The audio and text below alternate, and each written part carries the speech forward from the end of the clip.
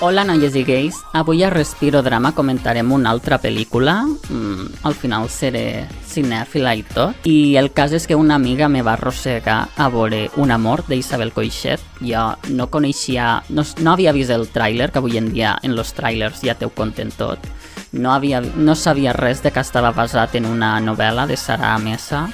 L'amiga simplement me va dir va d'una noia que se'n va a un poble i se tira i folla en un vell, i llavors jo vaig pensar, uau, és que sóc jo literal, o sigui, no sóc una dona, però quasi sóc una persona que està agotada mentalment, que està a un poble i que s'ha tirat múltiples vegades a un quarantón i cinquantón. Com en aquest aspecte me representa, hi ha moltíssima altra gent que sí, encara que la gent vagi de digna.